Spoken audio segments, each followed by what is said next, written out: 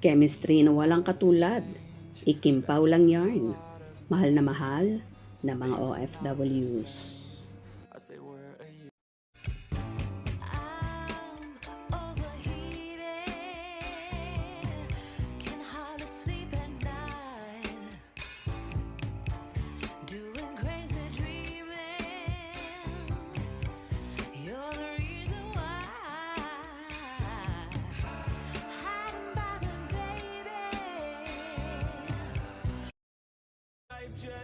Hindi lang sa Pilipinas aabangan ang tambalang Kimpaw ni na Kim Chiu at Paolo Avellino dahil sa iba't ibang bansa, paniguradong sila ang hinahanap-hanap. Kaya nga magkakaroon ng world tour sina Kim at Paolo ngayong darating na Abril. Handog sa ating mga kababayan na OFWs na malayo sa kanilang mga pamilya. Bilang pasasalamat na rin ng pamunuan ng ABS-CBN, kaya naman maglulunsad sila ng world tour sa unang pagkakataon at love team nga ng Kimpaw ang sasabak dito. Kakaiba naman kasi ang karisma ng Kimpaw na hinahanap-hanap na ng publiko, ika nga ng iba, kailangan pa bang i-memorize yan? Isa sa nakakaantig na parte ng balitang ito ay ang dedikasyon ng tour para sa mga OFWs.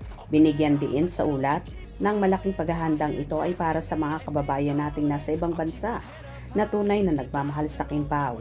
Alam ng lahat na mga Pilipino sa abroad ay humuhugot ng lakas at inspirasyon mula sa mga palabas at artistang nagpapasaya sa kanila. Ang Kimpaw sa kanilang natural na kilig at galing ay naging pahinga ng marami mula sa pagod ng pagtatrabaho sa dayuhang lupain. Ang balitang ikutin nila ang maraming bansa ay nagdulot ng fiesta sa comment sections mula sa Middle East, Europe hanggang North America. Kanya-kanyang pakiusap na mga fans na sana ay masama ang kanilang host country sa listahan. Ang reaksyon ng mga supporters ay halo-halong saya at excitement. Para sa kanila, hindi hadlang ang gastos o layo basta makita lang nila sina Kim at Paolo na magkasama at masaya. Ang tagumpay ng Kimpaw ay hindi matatawaran. Sila ay patunay na ang chemistry ay hindi napipilit. Ito ay kusang lumalabas. Ang kanilang performance sa mga nakaraang shows tulad ng nabanggit na As of Life na posibleng tumutukoy sa kanilang ASAP performances o previous tours ay nagpakita ng pasabog na nag-iiwan ng marka sa mga manonood. Ito ang bitbit nilang pangako sa darating na world tour, isang show na puno ng puso, galing at kilig na totoo. Kahit na maging busy sila, ayos lang sa mga fans. Ang sentimiento ng nakararami ay simple lang. Basta sila lamang ang magkasama. Ito ang patunay ng matibay na pundasyon ng kanilang fandom. Hindi lang ito tungkol sa proyekto tulad. Ito sa samahan ng dalawa na nakikita at nararamdaman ng publiko. Ang suporta ay solid, mapaseri man, pelikula o concert tour. Bagamat wala pang inilalabas na opisyal na listahan ng mga bansa at petsa, ang kumpirmasyon na ito ay in the works na at posibleng mangyari ngayong summer ay sapat na para magsimulang mag-ipon at maghanda ang mga fans. Kung susumahin ang world tour na ito ay magiging kulminasyon ng lahat ng kanilang pinaghirapan nitong nakaraang taon. Mula sa pagiging magkaibigan, pagiging magkatambal sa serye at ngayon nga mga bituin, nalilibot sa mundo.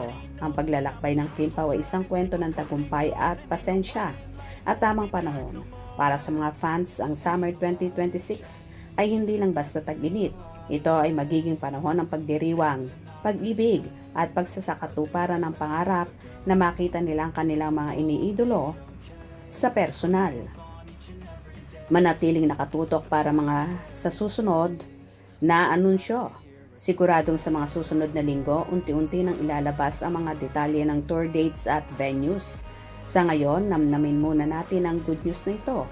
Ang Kimpaw ay paparating na sa inyong lugar at handa silang maghatid ng saya at kilig na walang kapantay.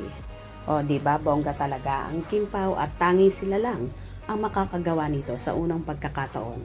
Kaya, sa mga kababayan natin abroad, tumutok lang kayo sa mga detalye para malaman nyo kung kasama ba ang bansang nasasakupan nyo or tinitirahan nyo sa world tour ng Lovebirds. Hope you enjoyed.